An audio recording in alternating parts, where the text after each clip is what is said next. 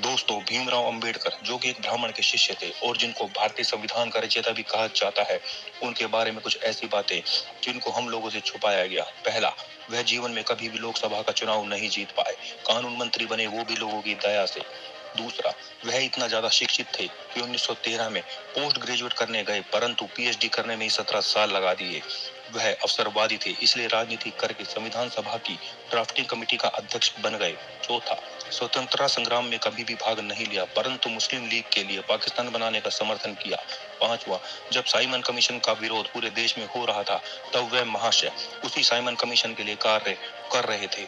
छठा, वेद और मनुस्मृति को समझने के लिए संस्कृत का उत्तम ज्ञान होना अनिवार्य है, परंतु वो जनाब विदेशी भाषा ज्ञान लेकर गलत अनुवाद करने लगे।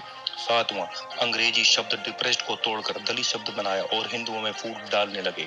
आठवां, हिंदुओं को बांटने लगे तो हिंदुओं के विरोध के चलते बौद्ध धर्म को अपना लिया। नौवां, बौद्ध धर्म को हिंदुओं से अलग बताकर हिंदुओं को ही आपस में भड़काने लगे। 10वां, ईसाई और मुसलमानों ने जाति के नाम पर फूट डाली तो जातिवाद के लिए हिंदुओं को ही बदनाम करने लगे। 11वां, जातिवाद की राजनीति खुद करते थे और आरोप लगाया कि गांधी जातिवादी थे। 12वां, सिर्फ हिंदू विरोधी ही संविधान बनाया।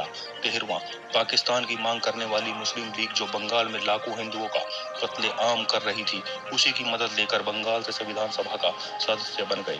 14वां, ब्राह्मणों पर जातिवाद का ठीकरा फोड़ते थे, परंतु उन्होंने अनुसूचित जातियों के भीतर आपसी विवाह कराकर जाति प्रथा तोड़ने के लिए आंदोलन कभी भी नहीं किया।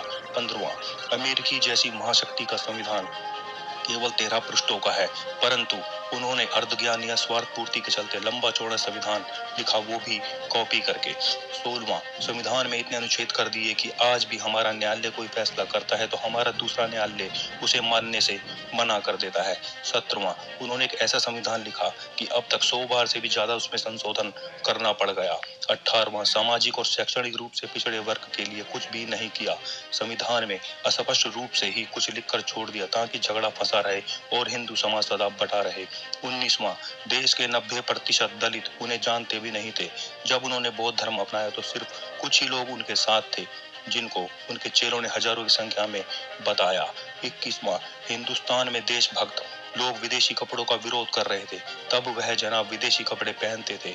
22वां और सबसे बड़ी बात, बैरिस्टर होकर भी देशभक्त भगत सिंह के लिए केस क्यों नहीं लड़े। आज जो नवबोध जय भीम का नारा लगाने वाले अंबेडकर को बड़ा महान समझते हैं, उन्हें परमात्मा से भी बड़ा मानते हैं, उनकी आंखों पर नीली पट्टी खोलने में शायद यह वीडियो मददगार हो, लेकिन अंधों को चश्मा और मूर्ख को ज्ञान हजम नहीं होता है। दोस्तों, सनातन धर्म अद्भुत व रहस्यमय जानकारी होता है। जीवन में सफलता के सूत्रों को जानने के लिए चैनल को सब्सक्राइब करें। आज के लिए बस इतना ही, फिर मिलते हैं अगली वीडियो में एक नई जानकारी के साथ। तब तक के लिए हर हर महादेव।